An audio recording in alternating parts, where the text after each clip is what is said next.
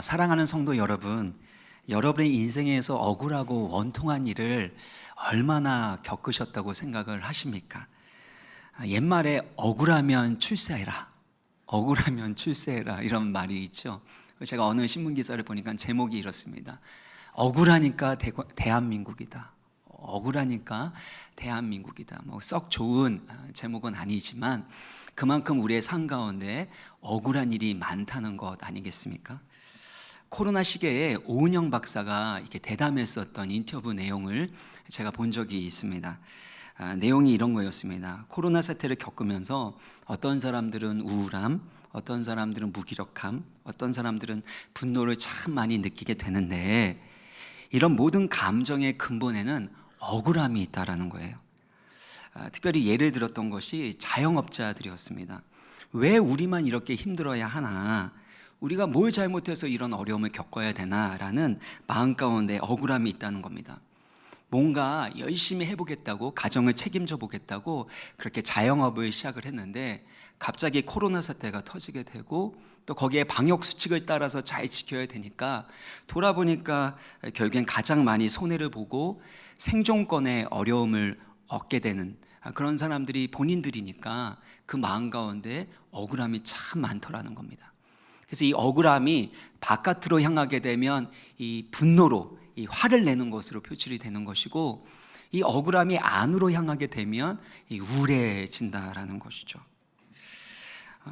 어떤 사회학자는 이런 얘기를 하더라고요. 한국 사회 부모들이 죽도록 억울해지는 삶을 살아가고 있다. 죽도록 억울해지는. 왜냐하면 아내는 애 키우면서 독박 육아하면서 이렇게 억울해하게 되고, 남편은 사회에서 일하면서 이제는 힘들어서 그만두고 싶어도 가정을 책임져야 되니까 억울하게 또 일해야 되고, 자녀는 그렇게 부모 고생하는 모습을 보면서 하고 싶지 않은 공부를 하면서 억울해하고, 그러니까 온 집안이 그렇게 다 억울하다라는 것이죠. 근데 이 피해의식이라는 책을 제가 봤는데 읽었는데 거기 보니까 이 피해의식이라는 것이 사회적 금지어라고 하더라고요. 그래서 오늘 제가 이 억울함만 얘기하고 피해의식은 얘기하지 말아야 되겠다라고 했는데 그 책을 보니까 피해의식에 빠지면 모든 것이 다 억울하다라는 표현이 있더라고요. 피해의식에 휩싸인 이들은 매 순간 누구를 만나도 억울한 감정에서 벗어날 수 없다는 겁니다. 그래서 저자가 이렇게 얘기해요. 피해의식은 억울함이라는 얼굴로 우리에게 찾아온다. 억울함이라는 얼굴로 우리 가운데 찾아오게 되는데 이는 심각한 불행을 초래하게 되고 이 억울함은 우리를 불행했던 과거로 퇴행하게 만든다라고 그렇게 썼습니다. 이런 상황들을 볼 때, 사실들을 볼 때 요셉은 그 누구 못지않게 억울하고 원통한 삶을 살아가고 있는 사람 아닙니까? 먼저 요셉은 사실은 인생의 가장 밑바닥에서 낯선 땅에서 이집트 노예로 살아가고 있습니다. 왜 그렇게 됐는가 보면 형들이 요셉을 죽이려고 했고 심지어 은 20에 이 요셉을 팔아 넘겼습니다. 세상에 사랑하는 가족들 사이에 어떻게 이런 일이 일어날 수 있겠습니까? 뿐만 아니라 이 요셉은 보디발의 아내가 끊임없이 유혹을 하는데 그것을 하나님의 거룩함을 지키기 위해서 거절하고 그렇게 피합니다. 그랬다가 경에 강간미수범이라는 누명을 쓰게 되고 감옥에 갇히게 되었습니다. 어떻게 이렇게 억울한 일, 원통한 일이 끊임없이 반복해서 요셉의 삶에 일어날 수 있을까요? 그런데 23절을 보면 여호와께서 요셉을 어떻게 하셨다고요? 범사에 형통하게 하셨다라는 겁니다. 아니 누명을 쓰고 감옥에 들어가 앉아있는 그 상황 가운데서 무슨 놈의 형통입니까? 형통은 하나님의 뜻과 관련되어 있는 건데 하나님의 뜻이 무엇이길래 이 감옥 가운데 억울한 상황에서 하나님이 요셉을 형통하게 하셨다고 말씀하실까요? 그래서 오늘은 하나님의 뜻이 무엇인지 이 두 가지를 중심으로 말씀을 전하고자 하는데 두 가지입니다. 첫 번째는 거룩과 성결이고 두 번째는 성장과 성숙입니다. 먼저 화면에 나온 것처럼 하나님의 뜻은 우리 가운데 거룩을 이루어가는 것입니다. 하나님께서 요셉과 함께 하심으로 그를 형통하게 하셨습니다. 그래서 보디발에 있는 모든 재정이나 모든 살림살이를 다 관리하게 되는 이 총책임자, 이 총무의 역할을 감당하게 되는데요. 6절에 보면 주인이 그의 모든 소유를 다 요셉의 손에 위탁을 하고 자기가 먹는 음식 외에는 간섭을 하지 않았다는 겁니다. 그러니까 그만큼 요셉을 신뢰하고 신임했음을 볼 수가 있습니다. 또한 그 다음 절에 보면은요, 그 다음 화면 보면 요셉은 용모가 빼어났다 그리고 아름다웠다라고 표현하고 있습니다. 그러니까 외모가 출중하고 잘생겼다라는 뜻인데, 이 아름다웠다라는 표현은 사실 그의 어머니였던 라헬에게 사용된 표현이기도 합니다. 라헬은 곱고 아리따우니 이게 아름다웠더라라는 단어입니다. 야곱이 라헬의 이 미모, 이 아름다움에 홀딱 반해가지고 그렇게 7년을 수위처럼 여길 정도로 열심히 일했던 거 아니겠습니까? 그 엄마의 그 아들처럼 요셉 또한 그만큼 잘생기고 매력 있는 사람이었고, 그 매력에 이 여주인 보디발의 아내가 흔들리고 주체할 수 없는 이 정욕을 품게 되었다는 겁니다. 이렇게 요셉이 성공하고 있는 자리, 그리고 주변 사람들에게 인정받는 또 사랑받는 자리에서 위기가 찾아오게 된 것입니다. 7절을 보면은요, 그 후에라고 되어 있는데, 좋은 일이 일어난 이후에, 그리고 멋있고 매력 있는 외모를 가지고 있는 그 결과로 인해서 그의 주인의 아내가 요셉에게 눈짓을 하다가 동침하기를 청했다는 겁니다. 처음에 요셉이 느꼈을 때 이 여주인의 이 눈빛이 그리 싫지 않았을 겁니다. 낯선 땅에서 17살의 소년으로서 살아가는데 얼마나 아버지가 보고 싶었겠습니까? 얼마나 외로웠겠습니까?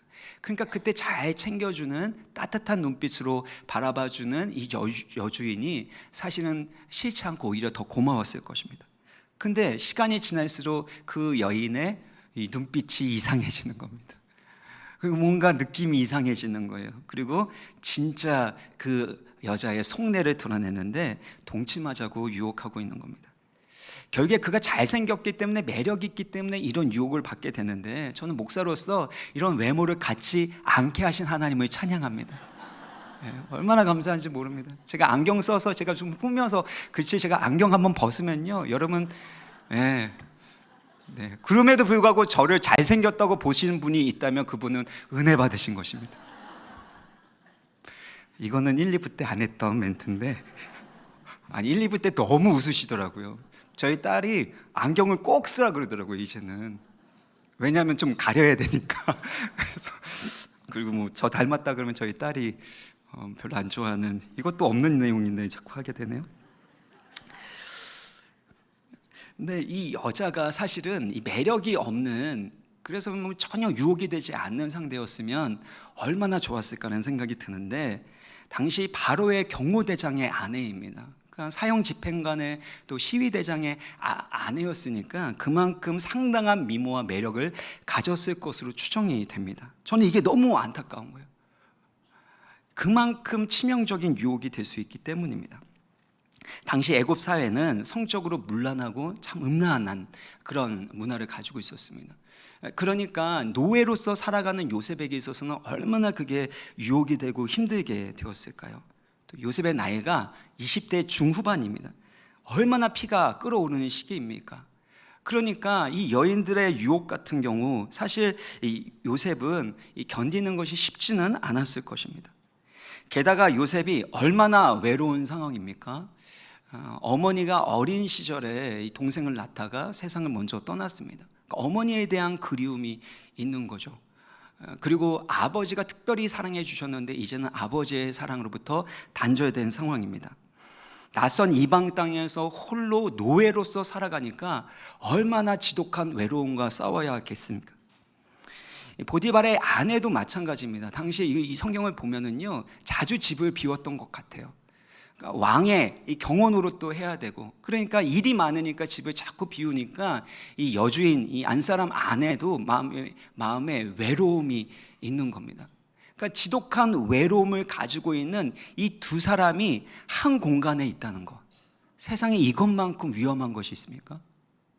외로운 마음을 많이 느끼다 보면은요, 누군가가 나에게 조금 따뜻한 말을 해주거나 자상한 눈빛으로 대해주면 갑자기 그게 너무 좋은 거죠. 그 사람이 나를 정말 위해주고 사랑해준다라고 그렇게 느끼게 되면, 그러면 사실은 나의 모든 것을 주고 싶은 마음이 생길 수도 있고, 거기에 따라서 잘못된 선택과 실수와 잘못을 하게 되는 거 아닙니까? 사실 우리 안에 외로움이 채워지지 않겠다니까. 그러니까 때로는 부적절한 관계, 이런 것들에 현혹이 되는 것도 마찬가지입니다. 근데 여기에서 우리가 생각해야 될 것은, 내가 외로워서 누군가의 사랑이, 인정이 필요하다라는 것, 적절하지 못한 그 관계를 통해서라도 내 안에 있는 욕구, 외로움을 채우려고 한다라는 건 그만큼 그 내면이 건강하다는 것일까요? 건강하지 않은 겁니다. 나의 내면이 건강하지 않으면 건강하지 않은 사람에게 끌리게 되어 있습니다. 건강하지 않으니까 건강하지 않는 방법으로 건강하지 않는 사람에게 끌리게 되면 나중에 그 결과는 사실은 돌이킬 수 없는 잘못과 죄악이 되는 것입니다.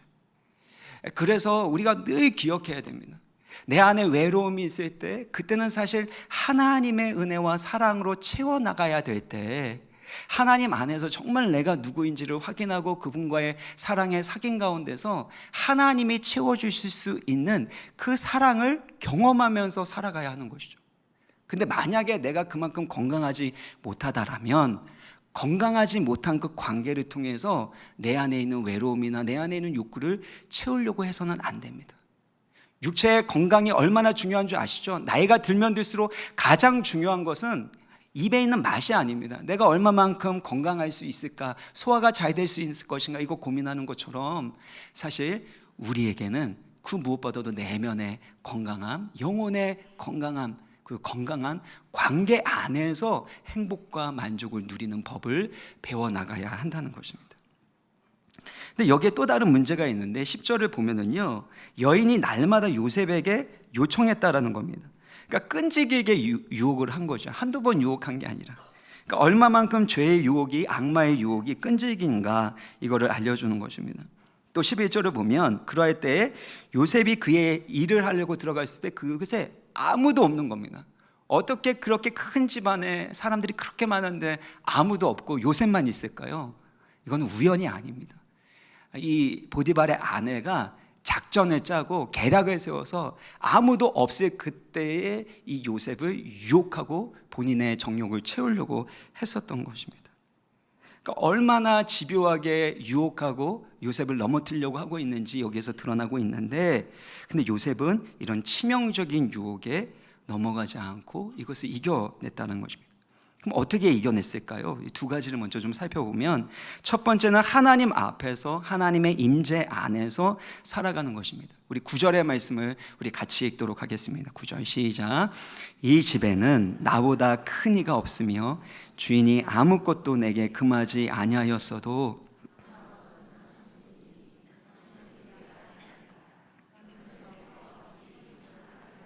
하나님께 죄를 지리까. 그러니까 요셉은 그의 주인이 얼마나 그를 신뢰했고 그에게 많은 기회를 주었는지에 대해서 말합니다. 그러면서 이 집에서는 나보다 큰 사람이 없는데, 금한 것은 아무것도 없는데 바로 우리 주인의 아내인 당신만은 금하고 있습니다. 내가 어떻게 이 큰 악을 주인에게 행할 수 있습니까? 이렇게 말해야 되잖아요. 그런데 누구 앞에 죄를 짓는다고 요셉은 표현하고 있어요? 하나님 앞에라는 겁니다. 그러니까 요셉은 사람에게 잘 보이기 위해서, 또 사람의 신의를 지키기 위한 그 차원이 아니라 하나님 앞에서, 하나님의 임재 가운데서 자신에게 주어진 이들을 성실하게 감당을 했고 거룩함을 지키려고 했다라는 것입니다. 그래서 하나님의 임재, 하나님의 주권, 이것들을 인정하게 되어질 때 우리는 넘지 말아야 될 그 선을 넘지 않을 수 있는 것입니다. 사실 9절의 모습은 아담과 하와가 이 뱀에게 유혹받을 때의 그 장면을 재현하는 것입니다. 하나님이 에덴 동산에서 모든 나무의 실과를 다 먹을 수 있도록 다 주셨습니다. 먹음직도 하고 보암직도 하는 그 모든 열매를 다 주셨는데, 한 가지 동산 중앙에 있는 선악을 알게 하는 나무의 실과만을 금지하신 거죠. 오늘날도 마찬가지입니다. 하나님이 우리 가운데 주신 풍성하고 귀한 것들이 있는데 금지된 그것을 탐하는 마음, 금지된 그것을 원하는 마음, 실제로 그것을 갖고 나면 별로 만족도 없으면서 그때까지 금했기 때문에, 내가 가질 수 없기 때문에 더 원하게 되는 우리 안에 어리석고 정욕적인 마음이 있지 않습니까? 근데 뱀이 뭐라 그러냐면, 이걸 먹어도, 선악과 먹어도 죽지 않는다 그러면서 창세기 3장 5절에 뭐라고 합니까? 너희가 그것을 먹는 날에는 너희 눈이 밝아져서 누구와 같이 된다고요? 하나님과 같이 되어서 선악을 알게 된다는 거예요. 이 선악을 알게 된다는 것은 선악의 기준이 내가 된다는 거예요. 내가 선악과를 먹을 때 하나님 보시기에는 악이지만 내가 볼 때는 뭐예요? 선이죠. 내가 좋으면 선이고 내가 싫으면 악이 되는 것. 그래서 인생에 내가 주인이 돼서 내 욕심대로 내 욕망대로 살아가려고 하는 자기중심성이 죄의 본질인 것입니다. 그러니까 이 뱀이, 사탄이 뭐라고 속이냐면 너가 원하는 대로 해라, 너의 욕구대로 너의 느낌대로 살아가는 것이 그것이 자유이고 행복이다라고 얘기합니다. 그러니까 어떤 말이 나옵니까? 세상적으로 말하면 내가 하면 로맨스고 너가 하면 불륜이다. 내로남불이라는 게 있지 않습니까? 얼마나 이기적이고 자기중심적인 겁니까? 나의 욕구, 내가 원하는 대로 행동하면 나는 행복하니까 그러면 다른 것들은 상관이 없어. 이런 자기중심성이 나오기 시작했다는 겁니다. 이것은 다른 사람에게 상처를 줄 뿐만 아니라 결국엔 주변에 있는 모든 사람과의 관계를 파괴하게 되는 죄악된 것이고, 사실은 그것이 우리의 인생을 망가뜨려 가는 것입니다. 야고보서 1장 15절의 말씀을 보면 욕심이 잉태한 즉 무엇을 낳고요? 죄를 낳고 죄가 장성하면 사망을 낳는 것입니다. 그러니까 내 안에 있는 이 외로움, 내 안에 있는 욕구, 이 채우려고 하는 행동들, 이 욕심을 채우는 것이 죄를 낳게 되고 결국에는 사망의 결과를 만들어낸다는 것입니다. 이 여인의 모습도 마찬가지입니다. 자유인으로서, 그것도 바로의 경호대장의 아내로서 자기가 하고 싶은 것은 뭐든지 누릴 수 있는 여인 아니었습니까? 그러니까 자기 안에 있는 외로움을 해결하기 위해서, 정욕을 채우기 위해서 요셉을 유혹을 했습니다. 결탄코 자유인이 아닙니다. 그녀는 정욕의 노예가 되었고 외로움의 노예였고 그리고 죄악의 종으로서 살아가고 있는 것을 볼 수 있습니다. 또 요셉이 거절하니까 그 부분에 대해서 견딜 수 없는 거절감과 수치심을 느끼게 되니까 결국에 그 죄를 뒤집어 씌웁니다. 강간했다고 그렇게 말하면서 요셉을 강간미수범으로 만들고 결국에는 감옥에 넣습니다. 얼마나 어리석고 추악한 모습입니까? 보디발이 불같이 화를 내는데요, 그런데 요셉을 죽이지 않습니다. 여러분, 자기 아내에게 그런 일을 했다면 노예를 가만둘 그런 남편이 어디 있겠습니까? 근데 어디다 보냈냐면 죽이지 않고 감옥에다가 보내는데, 그것도 왕의 죄수들이 있는 고급진 그 감옥에 넣는 것을 볼 수가 있습니다. 그러니까 그 아내의 말을 사실 남편은 믿지 않고 있었다라는 것을 알 수가 있는 것이죠. 그러니까 우리 안에 있는 욕심들, 정욕들, 내 안에 있는 욕구들, 이것들이 채워나가는 것들이 결단코 우리 가운데 참된 자유와 행복을 주는 것이 아니라는 것입니다. 오히려 우리를 정욕의 노예로, 외로움의 노예로, 죄의 노예로 만들어 간다는 것이죠. 근데 요셉은 하나님의 그 주권을 인정했고 하나님의 임재 가운데서 그 죄의 유혹을 단호하게 거절하는 것을 볼 수가 있습니다. 이처럼 하나님의 임재 가운데서 우리는 죄악의 본질이 무엇인지, 죄악의 결과가 무엇인지, 그리고 이 정욕의 유혹의 본질이 무엇인지를 꿰뚫어 보게 되고 그것을 거부할 수 있는 지혜와 힘을 얻게 되는 것입니다. 제가 대학교 때 선교단체를 할 때 그때 어느 목사님이 했었던 그 간증이 아직도 생각이 납니다. 청년 시절에 예수님을 믿고 나서 선교단체에서 훈련을 받았습니다. 근데 불우한 가정에서 힘들고 어렵게 보냈기 때문에 사실 청소년 시기에는 공부도 안 하고 여러 가지 사실 잘못들을 많이 했다는 거예요. 근데 은혜를 받고 내가 하나님의 사랑받는 아들이라는 것을 알게 되니까 너무나도 기쁘고, 또 믿음의 선배들이 잘 도와줘서 이 공동체 가운데 있으니까 옛날의 습관들이 잘 나오지 않았다는 거예요. 근데 집에 갔을 때 그때 갑자기 유혹이 오는 겁니다. 옛날에 많이 봤었던 빨간 비디오가 그렇게 보고 싶었다는 거죠. 그래서 집에 아무도 없는 것을 확인하고 그 빨간 비디오를 빌려다가 이렇게 상영을 하려고 하는데 뭔가 이상한 느낌이 들더래요. 누군가가 나를 지켜보고 있는 것 같은 느낌. 보니까 하나님이 자기를 보고 계신다, 하나님이 여기 계신다라는 그 마음이 갑자기 들기 시작하면서 두려워졌고, 그래서 그 자리를 바로 도망치듯이 빠져나왔다고 하더라고요. 그러면서 빨간 비디오를 보고 싶은 그 유혹이 있을 때마다 내가 하나님 앞에 있다, 내가 하나님의 임재 안에 있다라는 것을 기억하면서 그 유혹을 이겨나갈 수 있다라는 것이죠. 하나님의 임재는 죄를 이길 수 있는 지혜와 통찰력과 힘을 주는 줄 믿습니다. 존 오웬이 이런 얘기를 했습니다. 성령님은 우리에게 죄를 깨닫게 하고 죄의 본질을 보여주며 죄의 욕망을 죽일 수 있도록 도와주신다. 성령 하나님께서 우리의 마음 가운데 함께 하시기 때문에 이 죄가 어떤 것인지, 유혹이 어떤 것인지 이 모든 것을 알 뿐만 아니라 이것을 이겨나갈 수 있도록 도와주신다는 겁니다. 이런 죄의 유혹을 이길 수 있는 성령의 임재, 성령의 충만함이 우리 성도님들의 영혼 가운데 가득하기를 주의 이름으로 축원합니다.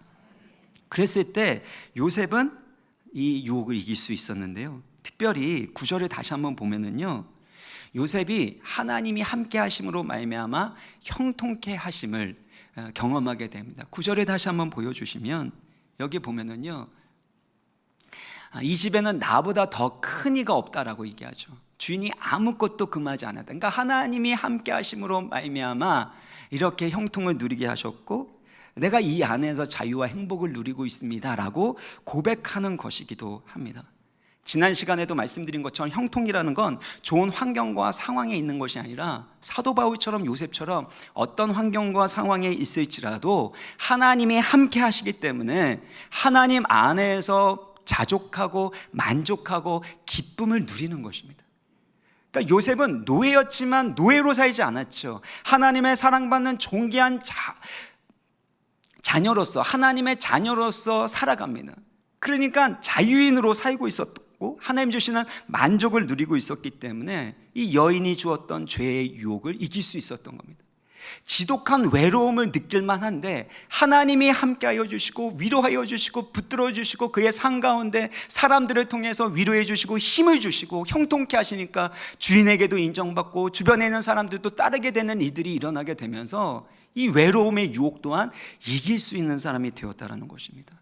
사랑하는 여러분, 하나님의 임재 가운데 주님 안에서 참된 만족과 기쁨을 누리시기를 주의 이름으로 축원합니다. 그럴 때 여러분, 이 죄의 유혹을 이길 수 있는 힘을 얻게 되는 것입니다. 두 번째는요, 유혹을 피하는 것, 유혹의 자리에서 도망가는 것입니다. 12절을 보면 여인이 그의 옷을 잡고 이르되 나와 동침하자. 그러나 요셉이 자기의 옷을 그 여인의 손에 버려두고 바깥으로 나갑니다. 또 13절에 보면 그 여인이 요셉이 그의 옷을 자기 손에 버려두고 도망 나감을 보고, 요셉은 이 여인을 논리적으로 설득하지 않습니다. 몇 번 얘기했는데 듣지 않으니까요, 나중에 10절을 보면은요, 거절했을 뿐만 아니라 한 공간에 있으려 하지 않았다는 것, 함께 있으려 하지 않았다라는 겁니다. 그리고 유혹이 왔을 때 뿌리치고 그 옷까지 또 그냥 다 버려두고 그리고 도망가는 것을 볼 수 있습니다. 사랑하는 여러분, 우리 인생 가운데 때로는 유혹이 될 만한 환경이 있다면 그때는 싸울 때가 아닙니다. 도망갈 때입니다. 만약에 여러분에게 유혹을 주는 관계가 있다면 그 관계를 멀리할 뿐만 아니라 끊어버리는 것이 필요합니다. 디모데후서 2장 22절 보면 또한 너는 청년의 정욕을 어떻게 하라고요? 피하고입니다. 정욕은 싸울 게 아닙니다. 타협할 게 아닙니다. 이것은 피해야 됩니다. 죄는 피 흘리기까지 싸우는 것이지만 우리 안에 있는 정욕은 피하는 것이고 유혹은 도망가듯이 떠나가 버려야 됩니다. 사랑하는 성도 여러분, 여러분 가운데 유혹이 되는 환경이 있다면, 유혹이 되는 관계가 있다면 이 모든 것을 하나님 주시는 지혜로 끊어버리고 거절하시고 도망하듯이 떠나시기를 주의 이름으로 축원합니다. 그렇다면 두 번째 하나님의 뜻이 여기에서 등장하게 되는데, 하나님의 뜻은 우리가 성장하고 성숙하는 것입니다. 요셉은 하나님을 경외함으로 죄의 유혹을 피했습니다. 거룩하게 살아가려고 대가지불을 한 거 아닙니까? 그러면 하나님이 어떻게 해주셔야 됩니까? 이 보디발의 아내가 소금 기둥이 되어버리고, 그리고 더 이상 유혹할 수 없도록 이 여인을 어딘가로 떠나보내도록 해주시든지, 아니면 요셉에게는 그동안 너가 수고했으니까 이제는 너가 자유인이 되어라, 그렇게 말해주시면 얼마나 좋겠습니까? 그런데 19절, 20절을 보면은요, 이 보디발이 화를 내고 그리고 나서 20절을 보세요. 어디다 보냅니까? 감옥으로 보내게 됩니다. 심지어 강간미수범이라는 아주 치욕스러운 누명을 쓰게 된 것입니다.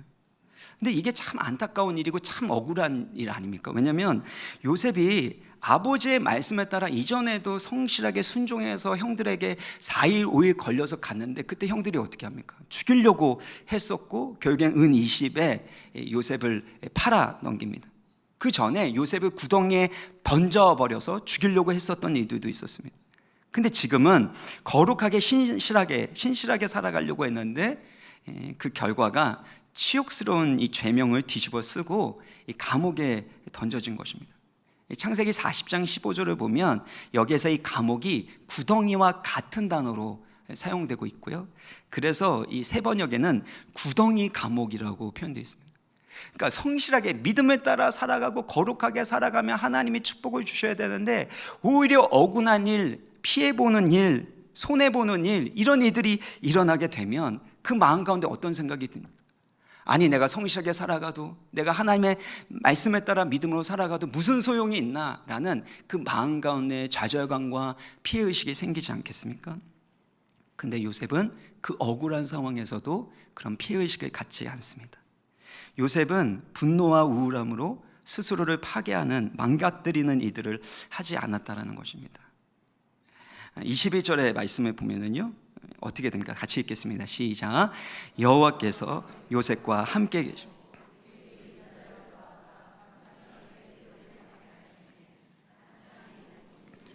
다 요셉의 손에 맡김으로 그 재반 사물을 요셉이 처리하고, 여호와 하나님께서 요셉과 함께 하셨다는 겁니다. 간수장에게 은혜를 받게 하시고, 그래서 간수장이 옥중에 있는 모든 죄수를 요셉의 손에 맡기신 것입니다. 그래봤자 요셉은 어떤 죄명을 쓰고 감옥에 있는 거예요? 강간미수범이라는 그 치욕스러운 죄명을 뒤집어 쓰고 이 자리에 있는 겁니다. 만일 요셉이 자기의 명예, 자신의 자존심이 가장 중요했다면 어땠을까요? 하나님이 함께 하시는 것이 그렇게 위로가 되지 않고 소용이 없다라고 말할 거죠. 많은 성도님 또 청년들을 만나면은요, 하나님이 자신을 사랑해 주시는 것, 그리고 하나님께서 함께 하시기 때문에 결국엔 선으로 바꾸실 것이다 라는 것에 대해서 듣고 감동을 합니다. 눈물도 흘립니다. 그런데 그리고 난 다음에 그 변하지 않는 현실 앞에서 또다시 하나님께 원망하게 되고, 그 복음의 진리가 그들의 심령 가운데 깊이 있게 자리 잡지 못하는 것들을 경험하게 됩니다. 자신의 상황을 보면서 하나님은 이런 분일 거야 라고 예단하게 되고 하나님께 원망하는 모습도 보입니다.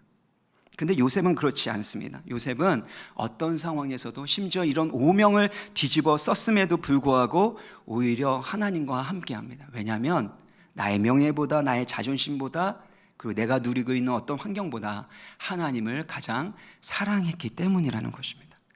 사랑하는 여러분, 우리 가운데 때로는 힘들고 어려운 일이 있다 할지라도 우리 주님께서 여러분과 함께하고 계심을, 여러분이 그런 놀라운 하나님의 사랑과 은혜를 받고 계심을 믿으시기를 바랍니다.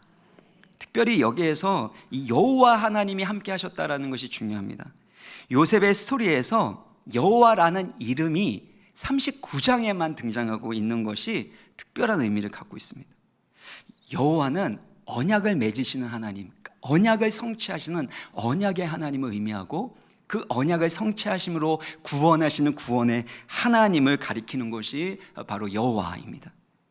그러니까 39장, 요셉의 인생에서 가장 밑바닥 인생을 살고 있을 때 이해할 수 없는 억울한 일을 당해서 노예 생활을 하고 누명을 쓰고 감옥 생활하는 그 순간에 여호와 하나님, 언약의 하나님, 구원의 하나님이 함께 하셨고 그를 형통케 하셨고 결국엔 그의 인생을 선으로 바꿔주셨다라는 것을 성경은 강조를 하고 싶었던 것입니다.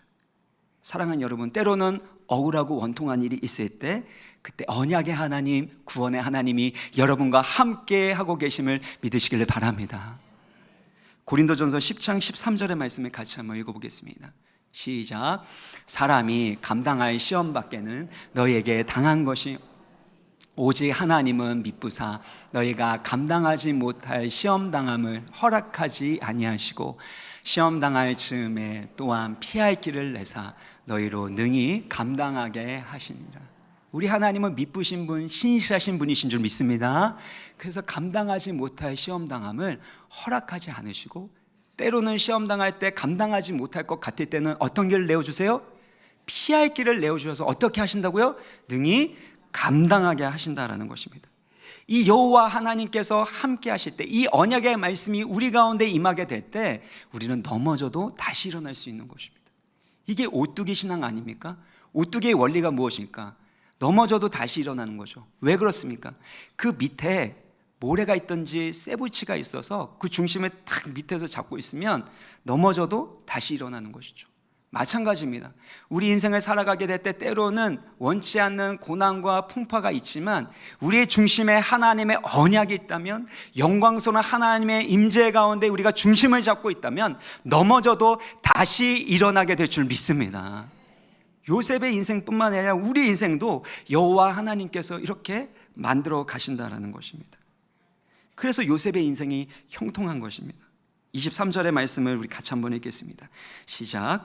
간수장은 그의 손에 맡긴 것을 무엇이든지 살펴보지 않았으니 이는 여호와께서 요셉과 함께 하심이라. 여호와께서 그를 범사에 형통하게 하셨습니다. 여기서 형통이라는 것은 일이 잘 되고 성공적으로 이루어진다는 것인데, 이것은 개인의 뜻, 개인의 야망, 개인의 꿈이 이루어진다는 것을 의미하지 않습니다. 하나님의 뜻, 하나님의 꿈이 이루어지는 것이 형통이라는 것입니다. 사랑하는 여러분, 하나님이 왜 요셉을 감옥으로 보내셨습니까? 그곳에서 만나야 될 사람이 있기 때문입니다. 그곳에 있는 요셉에게 하나님이 하시고자 하는 일이 있었기 때문이라는 것입니다. 감옥에서도 그래서 하나님이 함께 하시는 것 아니겠습니까? 요셉은 몰랐지만 사실 이 모든 과정들은 요셉을 애굽 전체를 다스릴 수 있는 애굽의 국무총리로 만들어가는 과정이었습니다. 보디발의 가정총무로서 모든 것을 책임진 역할을 했기 때문에 재정관리나 인사관리나 모든 살림살이를 정리하는 그런 행정력을, 리더십을 배울 수 있었습니다. 뿐만 아니라 이 감옥으로 가게 됐는데, 이 감옥이 어떤 감옥이었어요? 왕의 죄수들이 있었던 감옥입니다. 그러니까 정치 권력, 그 전쟁에서의 승리, 수많은 업적들을 가지고 있는 그런 정치 관료들이 머물고 있었던 곳이었습니다. 여러분, 인생에서 어느 정도 성공한 사람, 사회적 지위를 가지고 있는 사람 만나보셨습니까? 그분들에게는 저마다 영웅담이 있습니다. 그래서 처음에는 겸손하게 계시지만 나중에 친해지게 되면은요, 그 영웅담의 얘기, 본인이 경험했었던 것들, 그런 것들을요 끊이지 않고 말합니다. 그러니까 요셉이 그 정치 관료들, 그 사람들과 만나면서 정치, 경제, 사회, 또 법, 군사, 이런 애굽에 관련된, 또 역사와 관련된 수많은 이야기를 듣지 않았겠습니까? 그러면서 요셉은 그 어디에서 얻을 수 없는 이 정치, 경제, 사회, 법, 또 여러 가지 부분에 있어서의 수업을 그들로부터 받았다는 것입니다. 그러니까 결국에 하나님은 요셉과 함께 하시고 하나님의 꿈을 요셉을 통해서 이루기 위해서 그 가운데 일하고 계셨습니다. 뿐만 아니라 요셉이 사실 죄의 유혹, 정욕의 유혹이 왜 없겠습니까? 그러니까 사실 그 여인으로부터 도망갈 수 있도록, 떠나갈 수 있도록 했고, 그 여주인 뿐이겠습니까? 주변에 수많은 여인들이 사실 요셉을 흠모하지 않았겠습니까? 그러니까 요셉이 그런 유혹에, 이 외로움에 넘어가지 않도록 하나님이 그를 보호하고 계시는 것입니다. 이처럼 요셉은 알지 못했지만, 억울한 상황이 있다고 생각했겠지만, 결국에 하나님은 쉬지 않고 요셉 안에 일하고 계셨고, 요셉을 하나님의 형상으로 성숙한 사람으로 만들어가고 계셨다는 것입니다. 시편 105편 17절을 보면, 그가 한 사람을 앞서 보내셨으며 요셉이 종으로 팔렸도다. 그의 발은 착고를 차고 그의 몸은 쇠사슬에 매었으니. 그러니까 하나님이 요셉을 보내셨는데 종으로 팔려가게 되고 감옥에서 착고가 채워지게 되고 쇠사슬에 매이게 되었는데, 그 이유가 무엇이냐면 우리 19절, 그 다음 절인데요, 같이 읽겠습니다. 시작. 곧 여호와의 말씀이 응할 때까지라. 그의 말씀이 그를 단련하여도. 여호와의 말씀이 이루어질 때까지 여호와의 말씀이 요셉을 단련하셨다는 겁니다. 하나님의 사람으로 빚어가셨다는 겁니다. 우리 인생에서 마찬가지입니다. 더 이상 도망갈 수 없도록 하나님이 묶어두시는 것 같이 느껴질 때가 있습니다. 이것을 끊어버리고 도망가고 싶은데, 이 자리를 벗어버리고 싶은데, 이 관계로부터 벗어나고 싶은데 그럴 수 없도록 만드시는 거예요. 왜요? 하나님이 그 자리에서 여러분에게 하고자 하시는 일이 있기 때문에 여러분을 하나님의 사람으로 만들어 가시고 하나님의 형상으로 빚어 가시고, 그래서 하나님의 꿈을 여러분 통해서 이루기 위해서 하나님이 일하고 계시기 때문이라는 것입니다. 제 인생도 마찬가지입니다. 때로는 벗어나고 싶어요. 그게 자유일 것 같고 그러면 행복할 것 같은데 벗어나지 못하도록 마치 묶어두신 것처럼 도망가지 못하도록 만들어 놓으니까, 그러니까 거기 안에서 기쁨으로 순종해라, 사명 감당해라고 하니까 나오는 거는 눈물의 기도밖에 없는 거죠. 근데 돌아보면 그렇게 억울하고 원통했었던 그 일들이, 그 과정들이 사실은 저를 하나님의 삶으로 만들기 위한 하나님의 계획이었고 일하심이었다는 겁니다. 우리 모두에게도 마찬가지입니다. 저희 아내도 마찬가지입니다. 미국에 갔을 때 그때 1년은 행복했습니다. 근데 보통 그 다음에 하나님이 연단하시는데 어떤 그 관계와 그 환경 가운데 두셨는데 아내가 그렇게 떠나고 싶은 거예요. 그렇게 그 관계로부터 정리하고 싶었는데 그게 안 되는 거예요. 하나님께 그렇게 여쭤보고 기도했는데 그 자리에 계속해서 있어라, 그 관계 가운데 머물러 있어라 계속해서 말씀하시니까 얼마나 괴롭고 힘들었는지 모릅니다. 근데 결국에 그 관계를 통해서 하나님이 저희 아내의 그 마음 가운데 하나님의 형상을 이루어 가시고 성숙한 사람으로 만들어 가셨다고 저희 아내가 고백하더라고요. 사랑하는 여러분, 우리 인생 가운데 때로는 원통하고 억울한 일이 있습니까? 그때마다 하나님이 우리와 함께 하시고 우리 가운데 일하고 계심을 믿으시기를 바랍니다. 말씀을 마무리 짓겠습니다. 제가 존경하는 어느 목사님이 이민교회를 하면서 억울하고 원통한 일을 경험하셨습니다. 이민교회가 참 힘들고 어려운 그런 상황이 있지 않습니까? 갈등과 분쟁이 끊이지 않게 되는데 심지어 이 목사님이 고소를 당하게 되셨습니다. 이 억울해서 그렇게 한 말을 막 만드는 사람들 한 사람 한 사람 찾아가서 따지고 싶고 마음 가운데 너무나도 이 울분이 생겼다는 겁니다. 근데 그 친구 교수님이 이런 말씀을 하셨대요. 목사님, 예수님은 십자가 지실 때 그리 억울해하지 않으셨던 것 같아요. 근데 이 목사님이 생각해 보니까 예수님이 십자가 지실 때 억울했다라는 표현이 하나도 없고 예수님은 억울해하지 않으셨다라는 것을 깨닫게 됩니다. 여러분 한번 생각해 보세요. 예수님 십자가 지실 때 그만큼 억울하고 부당한 일을 겪은 분이 계십니까? 하나님의 아들, 온 우주 만물을 창조하신 하나님의 아들이 신성모독이라는 죄명으로 십자가에 달리셨습니다. 그리고 그토록 따라섰던 제자들은 예수님을 부인했고 심지어 예수님을 은 30에 팔아넘겨버립니다. 모든 사람이 예수님이 십자가에 달리실 때 다 부인하고 떠나갔는데, 그러면 예수님 마음 가운데 억울한 마음이 들어야 되는데 예수님은 조금 더 억울해하지 않으셨다는 겁니다.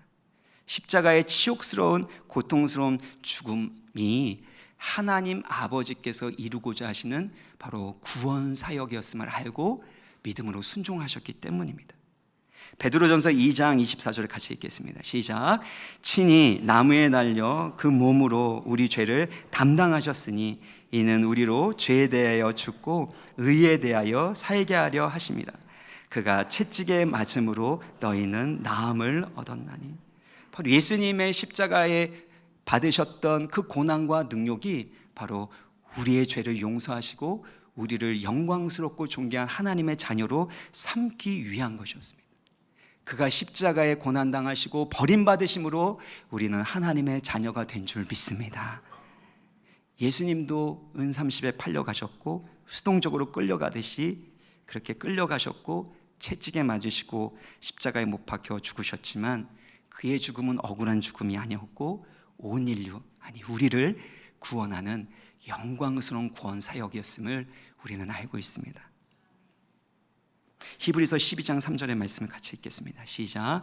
너희가 피곤하여 낙심하지 않기 위하여 죄인들이 이같이 자기에게 거역한 일을 참으신 일을 생각하라. 때로는 원통하고 억울한 일이 있을 때마다 우리를 위하여 죽으시고 부활하신 예수 그리스도의 십자가를 바라보시기를 바랍니다. 그의 십자가의 죽음으로 말미암아 놀라운 구원의 역사가 일어난 것처럼 우리 가운데 지금은 원통하고 억울하고, 그래서 내 마음 가운데 피해의식이 생기는 그 일 또한 예수 그리스도의 십자가의 은혜와 부활의 능력으로 말미암아 바뀌게 되어서 더 이상 억울한 것이 되지 않고 우리 가운데 쓴뿌리가 되지 않고 하나님의 더 큰 구원 계획을 이루는 하나님의 역사로 바뀌게 되기를 주의 이름으로 축원합니다. 우리 같이 찬양하시겠습니다. 우리 가사 하나하나 우리의 곡조 있는 기도로 주님 앞에 간절하게 올려드리기를 원합니다.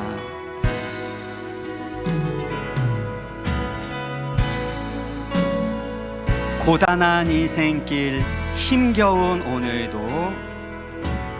고단한 인생길 힘겨운 오늘도 예수 내 마음 아시네. 지나간 아픔도 마주할 세상도 예수 내 마음 아시네. 고단한 인생길 힘겨운 오늘도, 고단한 인생길 힘겨운 오늘도 예수 내 마음 아시네. 지나간 아픔도 마주할 세상도 예수 내 마음 아시네. 믿음의 눈 들어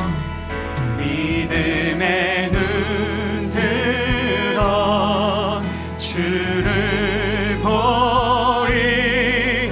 이 또한 지나가리라.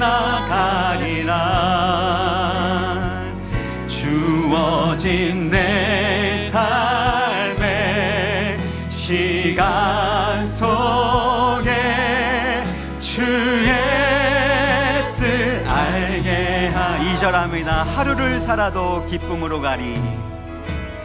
하루를 살아도 기쁨으로 가리. 예수 늘 함께 하시네. 후회도 염려도 온전히 맡기리. 후회도 염려도 온전히 맡기리. 예수 늘 함께 하시네. 하루를 살아도 기쁨으로 나아갑니다. 하루를 살아도 기쁨으로 가리. 예수 늘 함께 하시네. 후회도 염려도 온전히 맡기리. 예수 함께 하시네. 우리 믿음으로 찬양합니다. 믿음의 눈 들어 주를 보. 이 또한 지나가리라. 이 또한 하나님의 일하심은 우리 가운데 남는 줄 믿습니다. 주어진 내 삶의 시간 속에 주의 뜻 알게 하. 믿음의 눈 들어 주보리. 믿음의 눈 들어 주를 보리. 이 또한 지나가리라. 주어진 내 삶의 시간 속에 주의 뜻 알게 하소서. 우리 같이 기도할 때는 때로는 억울하고 원통한 일을 겪을 때가 있습니다. 내가 정말 원하는 일이 하나님이 나를 사랑해 주시고 함께 하신다는 걸 알매도 불구하고 이루어지지 않을 때, 그때 낙심하면 안 됩니다. 그때 하나님이 일하고 계심을, 주님께서 함께하고 계시고 일하고 계심을 믿기를 소망합니다. 언약의 하나님, 구원의 하나님께서 우리 가운데 일하게 해주시고 함께하여 주심으로 말미암아 우리가 끊어버려야 될 그 유혹의 환경, 유혹의 관계들을 끊어버리게 하여 주옵시고, 하나님의 거룩과 성결이 우리의 영혼과 삶 가운데 이루어지게 하여 주옵소서. 특별히 억울해하지 않으셨던 예수님처럼 예수 그리스도의 십자가 바라보게 되어질 때, 믿음으로 순종하며 나가게 되어질 때, 억울했었던 이들도, 원통했었던 이들도 더 이상 억울해지지 않을 정도로 하나님의 놀라운 치유의 역사, 선으로 바뀌는 구원의 역사를 경험케 하여 주옵소서. 우리 간절히 소망하는 마음으로 주여 한번 부르짖고 기도하겠습니다. 주여. 아버지, 우리가 원통한 것들, 억울한 것들, 그 모든 것들을 주님 앞에 맡겨드립니다. 아버지 하나님, 우리가 행하시는 그 일들, 때로는 끌려가는 것 같고 감옥에 갇힌 것 같고, 때로는 원통한 일들을 경험하지만 하나님이 우리 가운데 일하고 계심을 믿습니다. 아버지 하나님, 그 원통하고 억울한 일 통해서 하나님이 하시는 일들이 있습니다. 도망갈 수 없는 그 상황 가운데서도 아버지 하나님 가운데서도 주님을 바라보게 하옵소서. 믿음의 눈을 들어서 예수 그리스도의 그 십자가를 바라보게 하여 주옵소서. 세일을 행하여 주시길 원합니다. 아버지 안에 원하신 그 뜻이 이루어질 수 있도록 주여 세일을 행하시고 영광 받아 주옵소서. 할렐루야, 할렐루야. 주 성령 역사여 주시길 원합니다. 주님 주시길 원합니다. 주님, 우리 결단하는 마음으로 다 같이 일어나셔서 찬양합니다. 믿음의 눈 들어 주 보겠습니다. 믿음의 눈 들어 주를 보리. 이 또한 지나가리라. 주어진 내 삶에, 주어진 내 삶에 시간 속에 주의 뜻, 이 곡조 있는 기도로 믿음으로 다시 한번 찬양합니다. 믿음의 눈 들어 주를 보이 또한 지나가리라. 이 또한 지나가리라. 주어진 내 삶에, 주어진 내 삶에 시간 속에 주의 뜻 알게 하소서. 할렐루야. 모든 시선을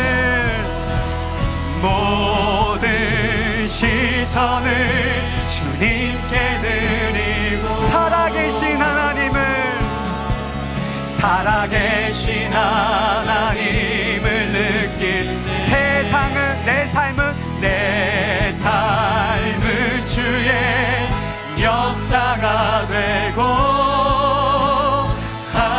하나님이 일하기 시작. 모든 시선을 주님께 드리고, 살아계신 하나님을 찬양합니다. 살아계신 하나님을 느낄 때 내 삶은 주의 역사가 되고, 하나님이 일하기 시작하네.